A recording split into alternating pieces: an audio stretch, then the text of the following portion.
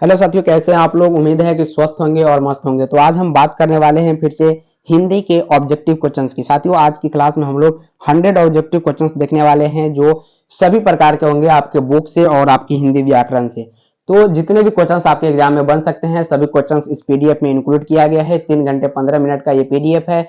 और जब आपको क्लास तो कम ही समय का होगा, लेकिन जब आपको ये पीडीएफ मिलेगा तो सेम टू सेम 3 घंटे आपको देना है इस पीडीएफ को सॉल्व करने में और अपने तैयारी को आजमाना है। तो आज की क्लास में हम इसका सॉल्यूशन करा रहे हैं। पीडीएफ लेने के लिए आप लोग टेलीग्राम पर ज्वाइन हो जाइएगा, यहीं पे आपको डिस्क्रिप्शन में उसका लिंक मिल जाएगा। तो चलिए बिना समय को गवाए हुए आज की क्लास को स्टार्ट करते हैं। चैनल को सब्सक्राइब नहीं किए हैं तो सब्सक्राइब कीजिए, ज्यादा से ज्यादा शेयर कीजिए अपने दोस्तों एवं भाइयों के पास, और सभी स्टूडेंट जुड़ सके ताकि आज की क्लास को स्टार्ट किया जाए। तो चलिए पहला नंबर सवाल का जवाब देखते हैं कि क्या हो जाएगा। कहता है कि चरम व्यक्तिकता ही परम सामाजिक है, किस शीर्षक पाठ की पंक्ति है। साथियों, ऐसे ऐसे प्रश्न लाए गए हैं जो आपको यूट्यूब पर कहीं नहीं मिलने वाला, सिर्फ और सिर्फ स्टडी विथ रवि पर मिलेगा। तो ये जो यहाँ पे पंक्ति दिया गया है शीर्षक पाठ में, ये कहाँ की है। रोज की है, सिपाही की माँ, शिक्षा या प्रगति और समाज। तो ये जो है साथियों याद रखिएगा कहाँ से है, रोज से लिया गया है। कहाँ से लिया गया है, रोज से। ऑप्शन नंबर यहाँ पे एक एकदम राइट है। और मैं बिल्कुल भी आपका टाइम वेस्ट नहीं करने वाला हूं और फटाफट से आपको सिर्फ क्वेश्चंस और आंसर के बात करने वाला हूं, क्योंकि अब आपके पास मात्र 20 दिन के समय रह गया है और ये समय कैसे बीतेगा ये आपको पता नहीं चलेगा। तो अंत्यन चेखव जो है किस देश के रहने वाले थे। जापान के, ब्रिटेन के, रूस के या जर्मनी के। बताइए, जर्मनी के, रूस के, ब्रिटेन के या जापान के। फटाफट से आंसर बताइए। जितना फास्ट में आप लोग आंसर कमेंट बॉक्स में देते चलेंगे उतना फास्ट में मैं इसका आंसर आपको बताते चलूंगा। तो एंटोन चेखव जो है ये जापान के रहने वाले थे। कहाँ के रहने वाले थे, जापान की। ऑप्शन नंबर ए यहाँ पे बिल्कुल राइट है। नेक्स्ट क्वेश्चन, जयशंकर प्रसाद का निधन कब हुआ था।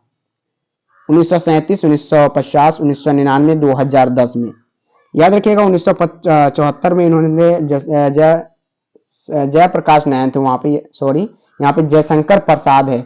तो ध्यान से सभी क्वेश्चंस को पढ़ेंगे। जैसे मैं यहाँ अभी कंफ्यूज खा रहा था उसी समय उस प्रकार भी आप अपने एग्जाम में कंफ्यूज खा सकते हैं। तो जयशंकर प्रसाद जो है यहाँ पे, इनका निधन कब हुआ था।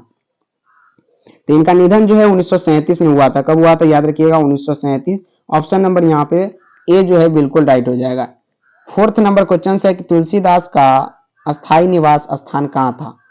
तुलसीदास का अस्थायी निवास स्थान कहाँ था। पाटलिपुत्र, काशी, झांसी या वृंदावन। तुलसीदास की बात की है, उनका अस्थायी निवास आपसे पूछा गया है।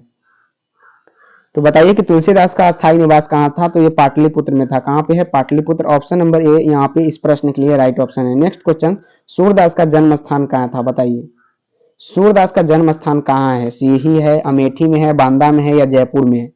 सूरदास का जन्म स्थान कहाँ पे है। तो याद रखिएगा सीही याद रखिएगा। ऑप्शन नंबर यहाँ पे ए इस प्रश्न के लिए राइट ऑप्शन हो जाएगा। अशोक वाजपेयी किस काल के कवि है। अशोक वाजपेयी यहाँ पे पूछा गया है किस काल के कवि है। बताइए अशोक वाजपेयी किस काल के है। आदि काल, भक्ति काल, वैदिक काल, आधुनिक काल। अशोक वाजपेयी के बारे में यहाँ पे आपसे सवाल पूछा गया है। तो अशोक वाजपेयी याद रखिएगा रीति काल के। फटाफट हम लोग चल रहे हैं ताकि ज्यादा से ज्यादा क्वेश्चंस को कम समय में आपको कराया जाए। तो ये रीति काल के याद रखिएगा। नेक्स्ट क्वेश्चन, अधिनायक कैसी कविता है। यहाँ पे अधिनायक कैसी कविता है। गद्य कविता, व्यांग कविता, पद्य कविता या छायावादी कविता। अधिनायक कैसी कविता है। जी हाँ, अधिनायक कैसी कविता है। सभी का जवाब आना चाहिए, सभी का ऑप्शन आना चाहिए कि क्या राइट हो रहा है। अधिनायक कैसी कविता है यहाँ पे। तो अधिनायक जो है गद्य कविता है। क्या है, गद्य कविता इसे माना जाता है। Option number A is the right answer. जो भी स्टूडेंट कल का जो भी क्लास नहीं देखे हैं, हिंदी इंग्लिश का जो भी आ रहा है क्लास डेली का देखते चले। जो मैंने इंग्लिश का मॉडल सेट करवाया था वो जरूर आप लोग देखें। महा इंपॉर्टेंट माना जाता है उस मॉडल सेट को और बार बार आपके एग्जाम में उस मॉडल सेट से सवाल बनते हैं। हार जीत किस प्रकार की रचना है। बताइए गद्य है, व्यांग है, शोक है या हास्य गीत है।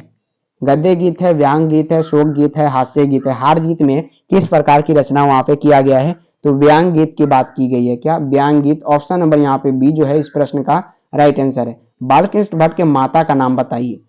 सुशीला देवी, रजनी देवी, पार्वती देवी या सविता देवी। तो बालकृष्ण भट्ट के माता का नाम यहाँ पे पूछा गया, उनकी पत्नी का नहीं। तो माता का नाम उनका जो था वो क्या था। Option number A Sushila Devi था। ऑप्शन नंबर ए यहाँ पे बिल्कुल राइट है। नेक्स्ट क्वेश्चन, निबंध लेखन की दृष्टि से भारतेंदु युग कैसा था। निबंध लेखन की दृष्टि से भारतेंदु युग कैसा था। उभर, अनुप्रयोग, प्रगतिशील या प्रतिगामी। तो निबंध लेखन की दृष्टि से भारतेंदु युग जो था वो साथियों कैसा था, याद रखिएगा उर्वर था। ऑप्शन नंबर ए यहाँ पे जो है इस प्रश्न के लिए राइट ऑप्शन हो जाएगा। नेक्स्ट क्वेश्चन, जल शब्द क्या है? जल शब्द इनमें से क्या है? पुल्लिंग है, स्त्रीलिंग है, उभयलिंग है, इनमें से कोई नहीं। जल शब्द इनमें से क्या है, इसका जवाब आप लोग बताएंगे। जी हाँ, जल शब्द इनमें से क्या है, इसका जवाब बताइए।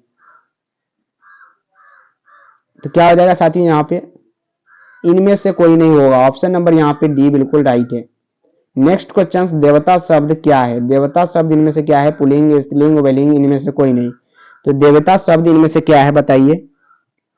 देवता शब्द इनमें से क्या है? तो ये पुल्लिंग है। क्या है? पुल्लिंग है। ऑप्शन नंबर ए यहाँ पे बिल्कुल राइट है। नेक्स्ट क्वेश्चन, शुद्ध शुद्धता शब्द का विलोम क्या होगा? शुद्धता शब्द में ईश्वर, घृणा, वात्सल्य या भक्ति। श्रद्धा है, यहाँ पे क्या है? श्रद्धा होगा। श्रद्धा शब्द का यहाँ पे विलोम यानी उल्टा क्या हो जाएगा, इसका जवाब बताइए। तो श्रद्धा यानी ईश्वर्य करना। ऑप्शन नंबर ए यहाँ पे इस प्रश्न के लिए राइट है। 14 नंबर सवाल है कि वार्तालाप शब्द का संधि विच्छेद क्या है? वार्तालाप शब्द का संधि विच्छेद क्या है? वार्ता जो आलाप, वार्ता प्लस लाप या वाद प्लस आलाप, वाद प्लस लाप। वार्तालाप शब्द का संधि विच्छेद यहाँ पे पूछा गया है। 14 नंबर सवाल का जवाब ऐसे लिख के देंगे, ए बी सी डी क्या होगा। तो वार्तालाप शब्द का संधि विच्छेद यहाँ पे क्या होगा? ऑप्शन नंबर ए वार्ता जोड़ आलाप होगा, वार्तालाप। ऑप्शन नंबर ए यहाँ पे बिल्कुल राइट जा रहा है इस प्रश्न का। नेक्स्ट क्वेश्चन कहता है सदवानी शब्द का संधि विच्छेद क्या होगा? सदवानी शब्द का संधि विच्छेद सत्य जुड़वानी, सद जुड़वानी, सदा जुड़वानी या सत्य जुड़वानी। सदवानी शब्द का पूछा गया है संधि विच्छेद। तो सदवानी शब्द का संधि विच्छेद जो होता है उसको याद रखिएगा, सत जुड़वानी होता है। ऑप्शन नंबर ए यहाँ पे क्लियर हो जाएगा। क्या हो जाएगा साथियों? सदवानी शब्द का सत जुड़वानी होता है इसका संधि विच्छेद। नेक्स्ट क्वेश्चन है नयन शब्द का संधि विच्छेद क्या है? नयन शब्द का संधि विच्छेद यहाँ पे क्या है? ने जोड़ यन है, ने जोड़ यन है, ने जोड़ यन है या नय जोड़ अन है, न है। तो नयन शब्द का संधि विच्छेद पूछा गया है। फटाफट से आप लोग अपना अपना आंसर कमेंट बॉक्स में देते चलेंगे। नयन शब्द का संधि विच्छेद आपसे पूछा गया है। तो नयन शब्द का संधि विच्छेद याद रखिएगा, अपने ख्वाबों में डाल लीजिए, अपने माइंड में डाल लीजिए, क्योंकि ये सवाल आपसे पूछा जाएगा। ने जोड़ यन होता है नयन। Option number B is the right answer and coming for 2024 exam. ये 2024 के आपके मात्र 20 दिन बाद ये पूछा जाएगा आपके पेपर में। करुणा शब्द का विशेषण क्या होगा? करुणा शब्द का विशेषण बताइए। कारुणिक होगा, करुणा होगा, कार्निक होगा या दारुण होगा। करुणा शब्द का विशेषण यहाँ पे आपसे पूछा गया है। क्या पूछा गया? करुणा शब्द का विशेषण पूछा गया, तो बताइए। तो करुणा शब्द का यहाँ पे जो विशेषण होता है वो कारुणिक होता है। क्या होता है? कारुणिक होता है। ऑप्शन नंबर ए यहाँ पे बिल्कुल राइट है। जड़ शब्द का विलोम यहाँ पे क्या होगा, इसका जवाब बताइए। जड़ शब्द का विलोम पूछा गया है, जन्म, चेतन, जंगम या नश्वर। तो जड़ शब्द का यहाँ पे विलोम यानी उल्टा पूछा गया, बताइए। तो जड़ शब्द का यहाँ पे विलोम क्या होता है? जड़ शब्द का विलोम पूछा गया है तो ये जन्म होता है। ऑप्शन नंबर ए यहाँ पे सॉरी चेतन होता है। क्या होता है साथियों? चेतन। ऑप्शन नंबर यहाँ पे बी जो है बिल्कुल राइट है। खंडन शब्द का विलोम क्या होगा? क्या खंडन शब्द का विलोम यहाँ पे आपसे पूछा गया, क्या होगा? टुकड़े करना, तोड़ना, मंडन या खंडित करना। तो खंडन शब्द का विलोम यानी उल्टा पूछा गया है फिर से, तो ये टुकड़े करना होता है। दूसरे भाषा में इसे टुकड़े करना कहते हैं। ऑप्शन नंबर ए यहाँ पे बिल्कुल राइट है। नेक्स्ट क्वेश्चन है 20 नंबर की, दया शब्द कौन सा संज्ञा है? दया शब्द कौन सा है? जातिवाचक, व्यक्तिवाचक, भाववाचक, समूहवाचक। दया शब्द जो है एक प्रकार का जातिवाचक संज्ञा है। क्या है? जातिवाचक। ऑप्शन नंबर ए यहाँ पे बिल्कुल राइट है। दया शब्द क्या है? एक प्रकार का जातिवाचक संज्ञा है। नेक्स्ट क्वेश्चन है लाल पीला होना मुहावरे का अर्थ क्या होता है? लाल पीला होना मुहावरे का अर्थ यहाँ पे क्या होता है? क्रोध करना, तेवर बदलना, रंग बदलना, मुद्राएं बनाना। तो लाल पीला होना मुहावरे का अर्थ क्या होता है? कोई अगर आपके सामने लाल पीला हो रहा है मतलब क्रोधित होना। क्या होता है? क्रोधित यानी गुस्सैला हो जाना। ऑप्शन नंबर ए यहाँ पे इस प्रश्न के लिए राइट क्वेश्चन से का आंसर होगा। 22 नंबर सवाल का जवाब बताइए। कहता है लोहे के चने चबाना मुहावरे का अर्थ क्या होता है? दृढ़ बनाना, कठिन परिश्रम करना, कठिनाई में फंसना या अधीनता को स्वीकार करना। लोहे के चने चबाना जो मुहावरा आपने सुना, तो ये जो लोहे का चने चबाना है इसका मुहावरा का अर्थ क्या होता है? आप लोगों ने हमेशा सुना होगा, लेकिन इसके बारे में इसके जो खासियत होती है वो क्या होती है। मुहावरा का यूज तो हम लोग कर लेते हैं, लेकिन उनका अर्थ क्या निकलता है वही अर्थ यहाँ पे आपसे पूछा गया। तो लहे का क्या है, चने चबाना यानी दृढ़ बनना। क्या होगा, दृढ़ बनना। ऑप्शन नंबर ए यहाँ पे राइट होगा। दृढ़ बनना करने का मतलब मजबूत हो जाना। कौन शुद्धतम शब्द कौन सा है इनमें से, आस्तिक, नास्तिक, घृणा, पराजित। शुद्धतम शब्द यहाँ पे आपसे पूछा गया है, तो ये आस्तिक होगा। क्लियर है, आस्तिक जो है यहाँ पे क्या है, शुद्धतम शब्द है। ऑप्शन नंबर ए यहाँ पे क्या है, राइट आंसर हो जाएगा। ऑप्शन नंबर ए क्या हो जाएगा साथियों, राइट होगा। नेक्स्ट क्वेश्चन कहता है लड़ाका शब्द में प्रत्यय क्या है। लड़ाका शब्द में प्रत्यय यहाँ पे पूछा गया है, बताइए कि लड़ाका शब्द में यहाँ पे कौन सा प्रत्यय हो जाएगा। आका, आ, डाका या आका, अका। तो लड़ाका, आका में प्रत्यय, उपसर्ग नहीं पूछा गया है, प्रत्यय पूछा गया है, तो क्या होगा, आका हो जाएगा। क्या है, उच्चारण भी हो रहा है आका, लड़ाका। अगर सही से आप पढ़ेंगे इसे तो आका का उच्चारण आपके मुंह से आ रहा होगा। तो इस प्रकार ये प्रत्यय जो होता है जो लास्ट में आता है उसे हम प्रत्यय कहते हैं। उपसर्ग क्या होता है जो शुरू में आ रहा है, जैसे लरा जो आ रहा है, तो अगर उपसर्ग पूछता तो लड़ा यहाँ पे क्या हो जाता, उपसर्ग हो जाता। 25 नंबर सवाल है कि चचेरा शब्द में प्रत्यय क्या है। चचेरा क्या रहा है, एरा आ रहा है। क्या रहा है, एरा। Option number C is the right answer. चचेरा में क्या होगा प्रत्यय, एरा होगा, जो कि ऑप्शन नंबर ए में है, सॉरी ऑप्शन नंबर सी में यहाँ पे बिल्कुल राइट है। बात करें प्रत्यय से, एक क्वेश्चन निश्चित रूप से पूछे जाएंगे। मुहावरा से 2 क्वेश्चन आपके एग्जाम में पूछे जाते हैं, तो याद रखिएगा ऐसे प्रश्न आपके एग्जाम में फिर से पूछे जाएंगे। टिकाऊ शब्द में प्रत्यय क्या होगा। टिकाऊ शब्द में प्रत्यय क्या होगा, औ, आउ, उ। टिकाऊ जो है यहाँ पे शब्द, उसमें प्रत्यय क्या है बताइए। टिकाऊ शब्द में प्रत्यय क्या है, तो टिकाऊ शब्द में जो प्रत्यय होता है वो औ होता है। टिकाऊ, औ, यहाँ पे औ का उच्चारण हो रहा है। ऑप्शन नंबर ए यहाँ पे बिल्कुल राइट होगा। नेक्स्ट क्वेश्चन कहता है कि पराकाष्ठा शब्द में उपसर्ग क्या है। पराकाष्ठा शब्द में उपसर्ग बताइए। क्या है कि प्रकाष्ठा शब्द में उपसर्ग क्या है, इसका जवाब आप लोग बताइए। परा, पराका, पराकाश या पर, उपसर्ग पूछा गया है। तो ऐसा वर्ड भी निकलना चाहिए जो किसी काम का हो, ये नहीं कि उसे आधा अधूरा कर दे। यहाँ पे काष्ठा एक शब्द बन सकता है, लेकिन परा क्या होगा, उपसर्ग बनेगा। क्या होगा यहाँ पे, परा क्या बनेगा, उपसर्ग बनेगा। तो ऑप्शन नंबर ए यहाँ पे राइट है। यानी जब भी हम इसका अलग करने का प्रयास करिए तो कोई ऐसा शब्द बनना चाहिए, ये नहीं कि हम इसे जैसे ऐसे बना दे, अगर पराक और प्लस यहाँ पे षष्ठा बना दे, तो ये कोई ऐसा शब्द नहीं बना। तो यहाँ पे अगर परा को निकाल देते हैं और यहाँ पे क्या बनता है, काष्ठा, तो ये किसी प्रकार का शब्द हो सकता है काष्ठा। तो यहाँ पर देखिए परा क्या हो गया, यहाँ पे उपसर्ग हो गया। तो 27 नंबर के सवाल का जवाब option number A is the right answer. चलिए आगे हम लोग बढ़ते हैं। 27 नंबर को कर लिया, 28 पे चलते हैं। कहता है निराहार। क्या है, निराहार शब्द में उपसर्ग क्या है। निह, निराह, निर या निर, आधा र का उच्चारण यहाँ पे किया गया। तो निराहार शब्द में उपसर्ग बताइए। तो निराहार शब्द में जो उपसर्ग होता है वो नीर होता है। क्या होता है, नीर होता है। ऑप्शन नंबर यहाँ पे जो होगा इस प्रश्न के लिए क्या हो जाएगा, राइट हो जाएगा। ऑप्शन नंबर सी, निराहार शब्द में उपसर्ग क्या हो जाएगा, तो नी क्या होगा, बिल्कुल नीर हो जाएगा। 29 नंबर सवाल है कि दुर्बल शब्द में उपसर्ग क्या है। दुर्बल शब्द में उपसर्ग क्या है, दब है, दू है, दबा है या दुब है। दुर्बल शब्द में उपसर्ग बताइए।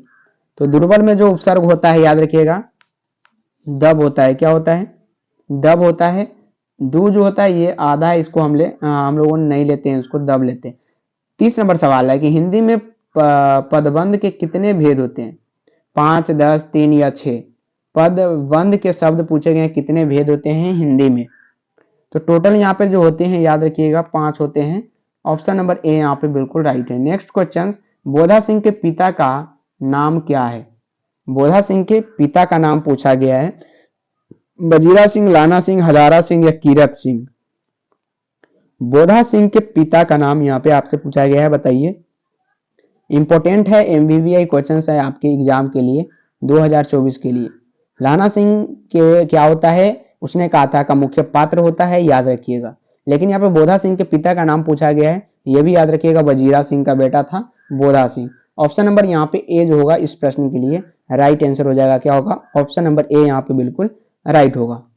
नेक्स्ट क्वेश्चन, टू नंबर कहता है एक अकालीय सिख के बराबर होता है 2 लाख, 1.25 लाख, 1 लाख, 3 लाख। यहाँ पे क्या होगा, 3 लाख होगा। तो एक अकालीय सिख के बराबर क्या होता है, तो 2 लाख होता है, याद रखिएगा। ऑप्शन नंबर ए यहाँ पे बिल्कुल राइट है। फटाफट से हम लोग आगे बढ़ते हैं। 33 नंबर कहता है छात्र आंदोलन का नेतृत्व स्वीकार करते समय जयप्रकाश नारायण की स्थिति कैसी थी। थोड़ा लंबा क्वेश्चन से इसे जूम आउट करना पड़ा। उसकी स्थिति कैसी थी जब छात्र आंदोलन का नेतृत्व स्वीकार करते समय उसका जो स्थिति थी वह कैसा था, तो वो जो स्थिति था वो बुढ़ापा और बीमारी का स्थिति था। तब भी उन्होंने जयप्रकाश नारायण जी ने छात्र आंदोलन का नेतृत्व किया था। तो ऑप्शन नंबर यहाँ पे ए जो है इस प्रश्न के लिए राइट ऑप्शन है। और हम लोग चल चुके हैं 34 नंबर सवाल पे। मात्र अभी क्लास हुआ है, सिर्फ 15 मिनट में 34 सवाल पे हम लोग आ चुके हैं। तो इसी प्रकार हम लोग फटाफट चलेंगे, एक भी प्रश्न को नहीं छोड़ेंगे। तो दलविहीन लोकतंत्र किसका मूल उद्देश्य है। दलविहीन लोकतंत्र जो होता है, ये ऑप्शन नंबर यहाँ पे जो है वो गलत दिया गया, याद। तो दलविहीन लोकतंत्र किसका मूल उद्देश्य है, याद रखिएगा। किसका यहाँ पे ऑप्शन नंबर यहाँ पे सी भी यहाँ पे राइट है और डी भी, पूंजीवाद और साम्यवाद। नेक्स्ट क्वेश्चन 35 नंबर कहता है प्रिंस कोप्रोटकिन किस विषय के विद्वान थे। तो ये जो विद्वान थे, याद रखिएगा, अर्थशास्त्र के थे। किसके हैं, अर्थशास्त्र, यानी ऑप्शन नंबर बी यहाँ पे बिल्कुल राइट है। 36 नंबर सवाल है कि कौवा पेड़ पर बैठा है किस कारक का उदाहरण है। इसमें कारक आपसे पूछा गया है, कारक से भी एक प्रश्न बनते हैं। कौवा पेड़ पर बैठा है, इसमें कारक पूछा गया है, अधिकरण, संबोधन, कर्ता या कर्म। कौन सा कारक का यूज किया गया है, कौवा पेड़ पर बैठा है, इसमें कारक बताइए। तो कारक जो है इस प्रश्न में अधिकरण है। क्या है, पेड़ पर, कर्ता ने कर्म को करण से अधिकरण, यहाँ पे अधिकरण का यूज किया गया है। ऑप्शन नंबर ए यहाँ पे राइट है। फिर से लंबा क्वेश्चन है लेकिन इंपॉर्टेंट है। कहता है हे भगवान इस गरीब को की रक्षा कर किस कारक का उदाहरण है। किस कारक का उदाहरण है, तो ये जो है ये संबोधन का उदाहरण है। बी जो होगा बिल्कुल राइट होगा, संबोधन का। नेक्स्ट क्वेश्चन 38 नंबर कहता है मोहन जाता है किस काल का उदाहरण है। मोहन जाता है किस काल का उदाहरण है, वर्तमान काल के, भूतकाल के, भविष्यत काल के, पूर्ण भूतकाल का। मोहन जाता है किस काल का उदाहरण है। तो मोहन जाता है यानी वो वर्तमान काल में बात कर रहा है कि मोहन जाता है यानी अभी जा रहा है। तो ऑप्शन नंबर यहाँ पे बी ए जो है यहाँ पे बिल्कुल राइट आंसर है। क्लियर। अगला सवाल श्याम ने खाया किस काल का उदाहरण है। श्याम ने खाया किस काल का उदाहरण यहाँ पे है, तो ये भूतकाल की बात कर रहे हैं कि खाया लेकिन अभी नहीं खा रहा है, तो ये यहाँ पे क्या है, भूतकाल की बात है। तो ये यहाँ पे बिल्कुल राइट है। 40 नंबर सवाल है कि सभा शब्द क्या है। सभा शब्द क्या है, स्त्रीलिंग, पुल्लिंग, उभयलिंग, इनमें से कोई नहीं। सभा शब्द की यहाँ पे बात की है, एक प्रकार का ये पुल्लिंग शब्द है। क्या साथियों, पुल्लिंग है। बी यहाँ पे बिल्कुल राइट है। नेक्स्ट सवाल प्रगति और समाज के लेखक का नाम क्या है। प्रगति और समाज के लेखक का नाम बताइए। मलयज है, उदय प्रकाश वाल्मीकि है, नामवर सिंह है, जे कृष्णमूर्ति है। प्रगति और समाज की यहाँ पे बात की है, लेखक का नाम यहाँ पे आपसे पूछा गया है। 41 नंबर सवाल का जवाब फटाफट से आना चाहिए और ज्यादा से ज्यादा स्टूडेंट के पास आप लोग शेयर करें, ज्यादा से ज्यादा लाइक, शेयर और सब्सक्राइब करते चले। प्रगति और समाज के लेखक का नाम बताइए। तो ये जो है जे कृष्णमूर्ति है। ऑप्शन नंबर डी यहाँ पे राइट आंसर है। उदय प्रकाश की रचना का क्या नाम है। नाम क्या है, शिक्षा है, तिरिच है, जूटन है, प्रगति और समाज है। उदय प्रकाश जी की यहाँ पे बात की है और इनकी रचना का नाम पूछा गया है। तो उदय प्रकाश जी है यहाँ पे तिरिच का लेखक है। बी जो है यहाँ पे बिल्कुल राइट है। नेक्स्ट क्वेश्चन नामवर सिंह का आलोचनात्मक निबंध कौन सा है। अगर जल्दी जल्दी में किसी आंसर का किसी क्वेश्चन का आंसर गलत भी लग गया होगा टिक, तो आप लोग कमेंट करके जरूर बता दीजिएगा। उसको नेक्स्ट क्लास में सॉल्यूशन करने का प्रयास पूरी तरह से हमारे तरफ से किया जाएगा। तो नामवर सिंह का आलोचनात्मक निबंध कौन सा है। नामवर सिंह का जो आलोचनात्मक निबंध है वो ओ सदानीरा है। क्या है, ओ सदानीरा। सी जो है बिल्कुल राइट है। जयप्रकाश नारायण की रचना का नाम क्या है। जयप्रकाश नारायण जी की रचना का नाम क्या है, तो ये संपूर्ण क्रांति है। क्या है साथियों, संपूर्ण क्रांति है। ऑप्शन नंबर यहाँ पे सी जो है बिल्कुल राइट है। जयशंकर प्रसाद की रचना का नाम यहाँ पे पूछा गया है। जयप्रकाश नयन है लेकिन यहाँ पे जयशंकर प्रसाद है, ये भी ध्यान देना है। तो ये उषा का लेखक है, बी जो होगा बिल्कुल राइट होगा।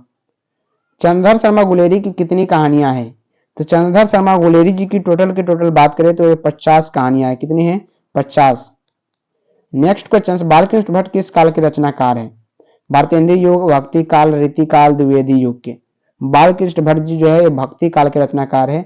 ऑप्शन नंबर यहाँ पे बी राइट है।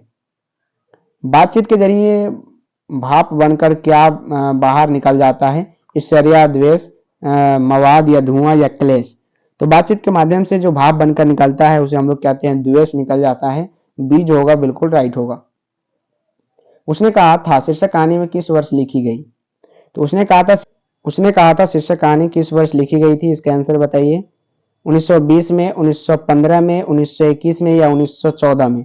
तो उसने कहा था ये जो है कहानी एक प्रकार की और किस वर्ष लिखी गई थी? याद रखिएगा 1915 याद रखिएगा। ऑप्शन नंबर यहाँ पे बी जो होगा बिल्कुल राइट आंसर होगा। नेक्स्ट क्वेश्चन, लहना सिंह किस देश की ओर से युद्ध कर रहा था?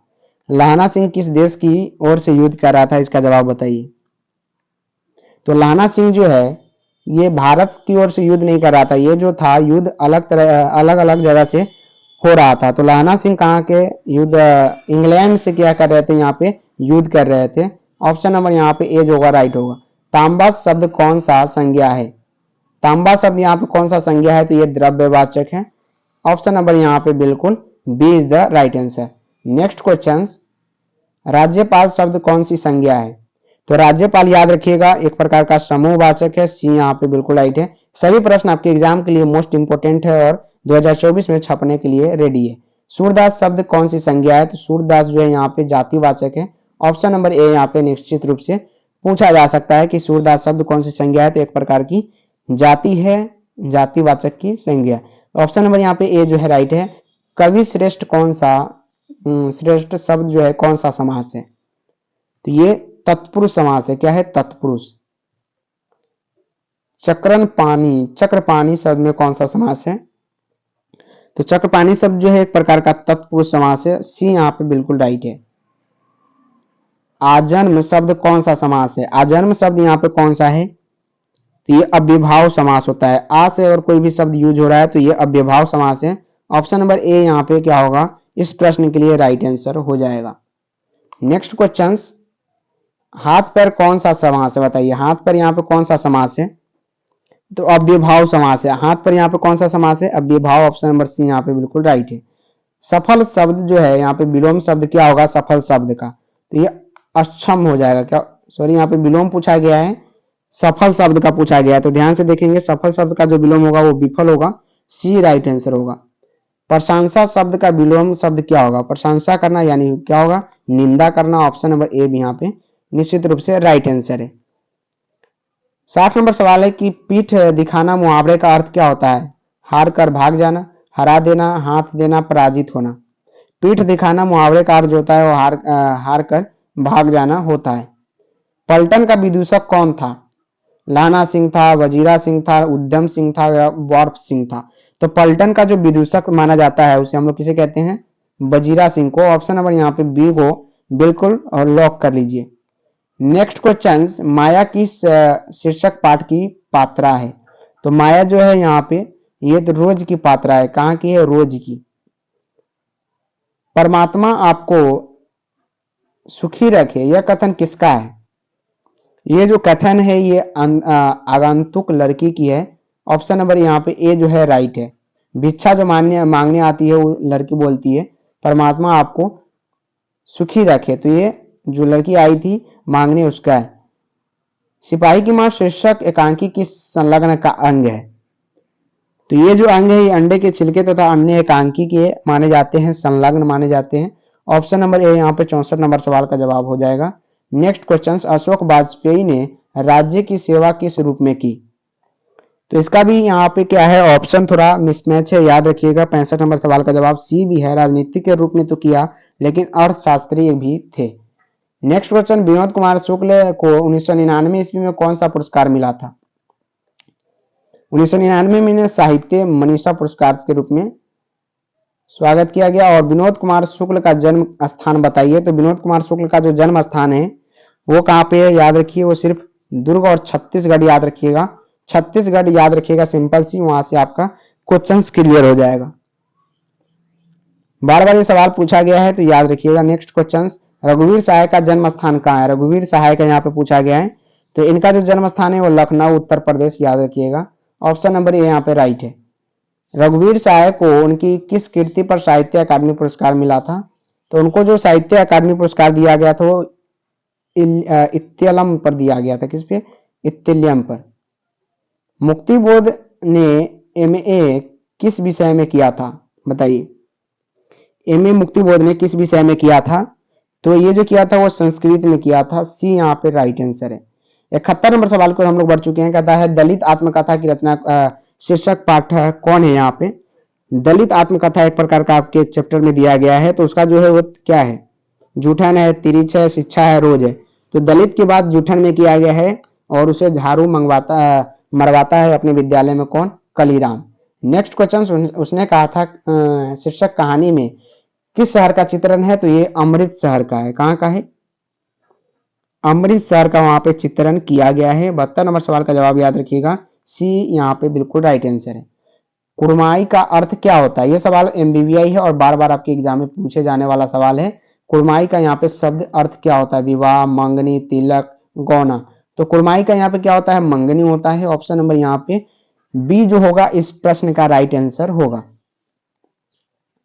लोकनायक किसे कहा जाता है? तो लोकनायक हम लोग जयप्रकाश नारायण जी को बोलते हैं। लोकनायक किसे बोलते हैं? जयप्रकाश नारायण को। ऑप्शन नंबर ए यहाँ पे राइट आंसर है। नारी और नर एक ही द्रव्य की ढली दो प्रतिमाएं हैं, ये किस रचना की पंक्ति है? ये जो पंक्ति दिया गया है ये मलयज, जयप्रकाश नारायण, रामधारी सिंह दिनकर या भगत सिंह, तो ये जो है ये मलयज के द्वारा लिखा गया है।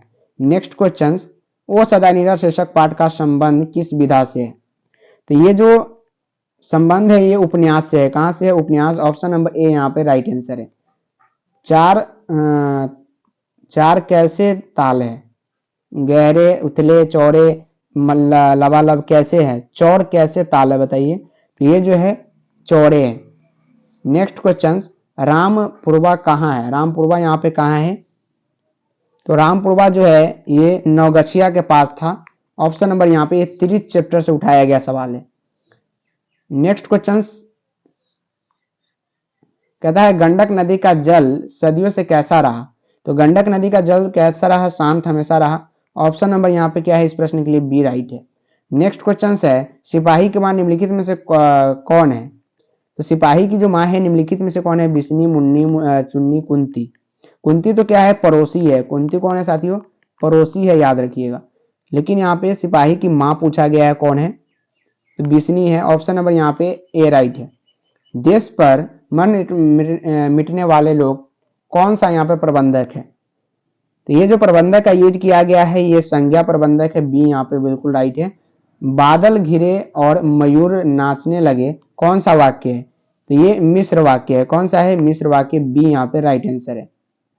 83 नंबर, ग का उच्चारण स्थान बताइए। तो ग का उच्चारण स्थान फटाफट से हम लोग देखते हैं, मृदुदा होता है यानी कंठ।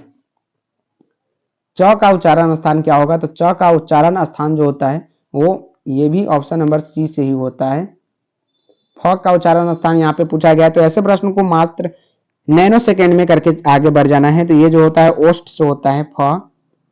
गुरुपदेश शब्द का संधि विच्छेद क्या होगा? तो ये गुरु परस देश होगा, प्रदेश राइट आंसर।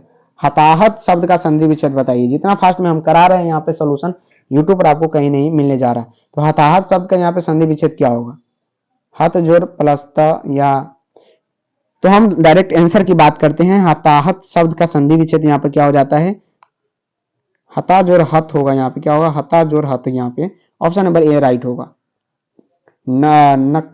लची शब्द में प्रत्यय बताइए। तो इसमें जो प्रत्यय हो जाएगा वहां पे अची राइट होगा। आंसर इज द सी। शुद्ध शब्द कौन सा है? शुद्ध शब्द यहाँ पे क्या है? संविधान है। संविधान यहाँ पे क्या है? शुद्ध शब्द है।